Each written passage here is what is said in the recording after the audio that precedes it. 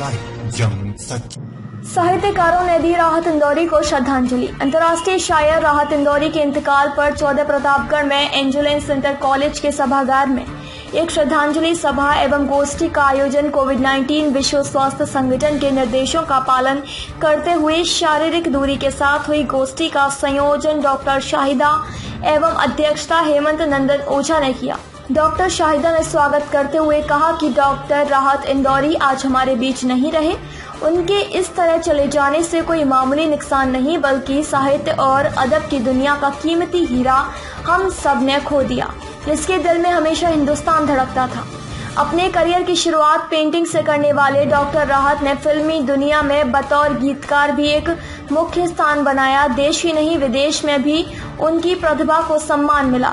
राहत साहब की विशेषताओं को लफ्जों में बयान नहीं किया जा सकता। उन्होंने शायरी की दुनिया को एक नया मोड़ दिया।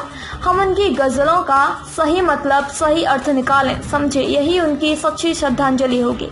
उक्त अवसर पर कार्यक्रम के मुख्य आकर्षण राहत साहब के जीवन पर पुस्तक लिखने वाले उर्दू अदब के प्रसिद्ध साहित्यकार दीपक रूहानी ने उनके साथ अपने अनुभव को एवं उनके जीवन के संदर्भ में संगोष्ठी में कहा कि राहत साहब का जाना अदबी दुनिया की अपूर्णीय क्षति तो है ही, साथ ही मेरी व्यक्तिगत क्षति है। राहत साहब मुझे सुनाते रहे लोग वाक्या मेरा। लिखने के दौरान मैंने राहत साहब से बहुत कुछ सीखा, जाना, समझा। आगे और बहुत कुछ सीखने को मिलता। राहत साहब हमें इसलिए इतने प्रिय हैं और इसलिए इतने प्रासंगिक हैं कि हमारे और उनके मुद्दे एक हैं।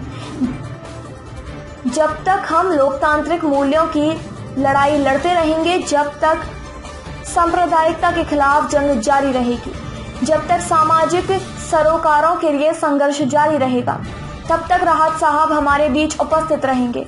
आज उनके न रहने पर केवल हम ही एकत्र होकर श्रद्धांजलि नहीं दे रहे हैं, बल्कि पूरा हिंदुस्तान, पूरी दुनिया उन्हें श्रद्धांजलि दे रहा है। हमारे मुद्दों के आंदोलन को जब जब शेरों और गजलों को जरूरत होगी, तब तब राहत साहब हमारे साथ खड़े मिलेंगे। इस अवसर पर साहित्यकार सुनील प्रभाकर ने कहा कि डॉक्टर राहत इंदौरी जैसे लोग जैसे रोज पैदा नहीं होते, एक दिन में कोई राहत इंदौरी बनता भी नहीं है। अपने कालखंड के अद्भुत शायर थे राहत साहब। प्रतापगढ़ में 53 वर्षों से अखिल भारतीय कवि सम्मेलन व मुशायरा कराने वाले दया शंकर शुक्ल ने राहत इंदौरी के साथ अपने अनुभव याद किए एवं कहा कि राहत साहब बहुत ही जिंदा दिल और खुले ख्याल के व्यक्ति थे।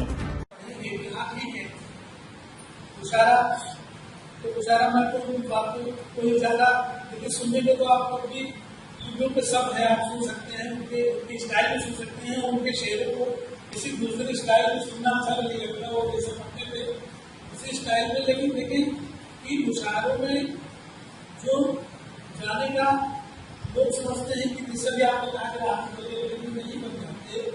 आप यही जो है, आप इधर जौनपुर वाले इधर रास्ते से होकर जब आपका बनारस है तो